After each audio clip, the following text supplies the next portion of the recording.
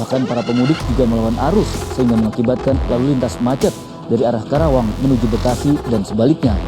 Berbagai upaya dilakukan pemudik agar tetap pulang kampung meskipun berlaku larangan mudik sejak 6 Mei hingga 17 Mei mendatang. Dan masih ditanya satu mobil, isinya apa, mau kemana, ada surat yang lengkap atau tidak gitu. Kalau 1-2 mobil lancar tidak masalah, tapi kalau ribuan mobil setiap hari dalam waktu yang bersamaan, ya kewalahan akan jebol. Nah, saya ulang lagi ya usulan saya. Jadi pengecekannya itu jangan di jalan raya, jangan menutup jalan karena itu menyempitkan jalan dan mengganggu perjalanan orang yang tidak mudik juga gitu. Jadi saya kira itu clear ya. Jadi mudah-mudahan tahun ini menjadi tahun yang terakhir ya. Corona, COVID-19 itu juga segera berakhir sehingga tahun depan kita juga bisa mudik semuanya dengan nyaman. Pak Presiden juga bisa mudik ke kampung halamannya di Solo ya. Berbagai upaya dilakukan pemudik agar tetap pulang kampung meskipun berlaku larangan mudik sejak 6 Mei hingga 17 Mei mendatang. Assalamualaikum warahmatullahi wabarakatuh. Alhamdulillah ya kita sudah memasuki akhir Ramadan dan saya yakin juga pada masa-masa seperti sekarang ini masyarakat sudah mulai gelisah nih. Termasuk saya sendiri sebenarnya kalau pada hari-hari ini biasanya memang mudik ya. Nah, mengantisipasi atau mengomentari kondisi mudik yang tahun ini sepertinya lebih diperketat lagi oleh pemerintah karena hampir di semua pintu keluar dari Jabodetabek ya menuju ke arah timur maupun menuju ke barat, termasuk juga pintu-pintu perbatasan aglomerasi dalam Jabodetabek pun juga dijaga cukup signifikan dan cukup ketat oleh aparat kita ya, gabungan antara TNI, Polri dan juga Satpol PP dan juga aparat-aparat dari desa dan kecamatan atau dari masyarakat juga. Nah, saya ingin memberikan masukan ya, termasuk juga mengomentari dan memberikan masukan keterkaitan dengan kebijakan larangan mudik ini. Pada prinsipnya ya kita setuju pemerintah untuk melakukan pembatasan mudik dalam arti untuk melakukan pembatasan penyebaran COVID atau pandemi selama masa pandemi ini ya, di masa pandemi ini yang memang kalau tidak ada pembatasan akan tidak ada ujungnya, tidak akan akhirnya tuh. Semua masyarakat juga meskipun divaksin ya, sebagian sudah menjadi penyintas COVID dan sudah sembuh, kemudian ada yang kena lagi dan sebagainya. Ini tidak akan ada selesai, memang ada pembatasan. Hanya saja caranya bagaimana itu harus dilakukan kajian yang lebih utuh lagi gitu. Paling tidak manajemen resiko ya. Manajemen resiko ketika melakukan pembatasan seperti ini itu bagaimana? Itu. Efeknya seperti apa di masyarakat? Karena bagi kami, bagi masyarakat, bagi rakyat pada umumnya itu mudik itu ya mendekati sebuah kewajiban gitu. Karena dengan mudik itu kerinduan kita ya, semangat kita selama bekerja itu kita tumpahkan, ketemu dengan hadatolan, ketemu dengan orang tua, bapak, ibu, sanak saudara di kampung halaman gitu. Dan bahkan kita juga ketika mudik itu tidak memikirkan berapa biaya yang harus dikeluarkan ya. Effort seperti apa, usaha seperti apa yang harus kita keluarkan itu tidak pernah kita pikirkan gitu. Intinya kita ingin ketemu keluarga, ya, menumpahkan rasa kangen kita, ya, menumpahkan rasa keinginan kita untuk bertemu dengan mereka. Ya. Sebagian juga kita ingin mengungkapkan keberhasilan kita, ya, bercerita kegembiraan kita di perantauan, ya. Dan juga sebagian juga akan bercerita mengenai kesedihan-kesedihan ya selama bekerja di perantauan. Dengan mudik itu caranya gitu. Nah, akan tapi kalau saklek ya. Larangan mudik itu saklek ya, sebagaimana kita itu memang nggak boleh sama sekali, ini saya kira juga tidak betul juga gitu. Nah, salah satu usulan saya ya, selain untuk melakukan pembatasan itu kita semua setuju ya.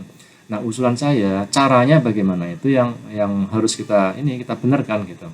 Kalau misalkan ya di jalan tol, tengah jalan tol ya, Jakarta Cikampek di arah Cikarang Utama, karena saya mengalami juga tuh kemacetan yang luar biasa gitu. Mau berangkat bekerja juga susah di rush hour, langsung ada penyempitan, penyekatan dari 5 jalur menjadi 3 jalur dan masih ditanya satu mobil isinya apa, mau kemana, ada suratnya lengkap atau tidak gitu. Kalau 1-2 mobil lancar tidak masalah, tapi kalau ribuan mobil setiap hari dalam waktu yang bersamaan ya kewalahan akan jebol gitu. Nah, satu usulan saja yaitu diperbolehkan mudik, tetapi dengan syarat, ada syaratnya gitu, yaitu menyertakan bahwa peserta mudik itu sudah memiliki surat keterangan negatif atau tidak terkena corona. Itu aja cukup. Itu bisa didapatkan dari rumah sakit atau di puskesmas gitu ya. Surat keterangan baik itu basisnya dari antigen ya atau genose ya, yang baru yang terkini kemarin itu ya, dengan genose ya. Antigen juga boleh, atau dengan PCR swab juga tidak masalah gitu. Itu membawa surat itu dikasih masa berlaku ya ketika berangkat, dan surat itu nanti diserahkan di tempat tujuan dia mudik gitu. Kalau mudik kampung halamannya serahkan ke Pak RT, Pak RW, atau perlu lurah di sana membuat satgas gitu. Satgas itu yang akan memeriksa apakah orang yang dari luar kota tersebut, yang mudik tersebut, memang bebas COVID atau tidak. Yang tidak bebas COVID dalam artian mereka yang positif langsung dikarantina di sana gitu. Nah, itu yang harus dikontrol oleh pemerintah gitu. Kemudian bagi pemudik yang tidak pulang ke kampungnya ya, tetapi tinggal ya, maksudnya tidak pulang kampung itu tidak tinggal di rumah tempat dia sambangi di sana ya, yang datangi di sana itu, tapi dia harus menginap di hotel, maka menjadi kewajiban hotel untuk menerima dan meminta surat keterangan itu.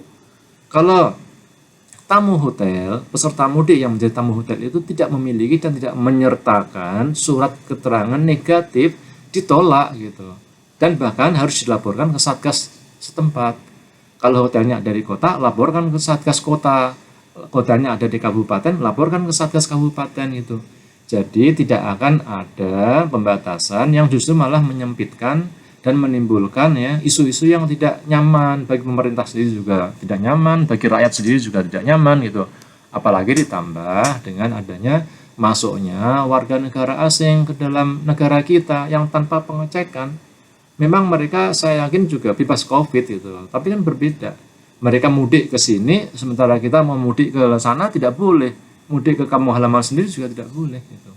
Nah, saya ulang lagi ya usulan saya. Jadi pengecekannya itu jangan di jalan raya, jangan menutup jalan, karena itu menyempitkan jalan dan mengganggu perjalanan orang yang tidak mudik juga gitu. Tapi yang mudik itu diwajibkan untuk memiliki surat keterangan bebas COVID yang harus diserahkan ke aparat setempat di tempat dia tujuan dia mudik, ke RT bisa, ke RW bisa, kelurahan, atau ada satgas sana satgas. Dan yang di kampung halaman itu jauh lebih tahu, dan mereka bertanggung jawab. Dan kemudian juga hak dan kewajiban dan punishment juga ada bagi yang tidak menyertakan maupun yang petugas yang tidak menerima atau tidak melaksanakan tugasnya untuk menerima atau meminta surat itu gitu. Jadi saya kira itu clear ya. Jadi mudah-mudahan tahun ini menjadi tahun yang terakhir ya. Corona, COVID-19 itu juga segera berakhir, sehingga tahun depan kita juga bisa mudik semuanya dengan nyaman. Pak Presiden juga bisa mudik ke kampung halamannya di Solo ya. Kita juga bisa mudik ke kampung halaman kita masing-masing dengan penuh kebahagiaan ya. Itu mungkin harapan saya sebagai mengomentari kemacetan yang luar biasa, dan bahkan semalam juga kan terjadi bentrok sedikit ya, karena pemotor yang segitu banyaknya dihadang nggak boleh mudik ya, maksain saja tetap mau jalan itu. Itu komentar saya terkait dengan kebijakan mudik dari Satgas atau dari pemerintah. Terima kasih. Assalamualaikum warahmatullahi wabarakatuh. Selamat hari raya, selamat akhir Ramadan. Mudah-mudahan keberkahan Ramadan selalu menyertai kita semua.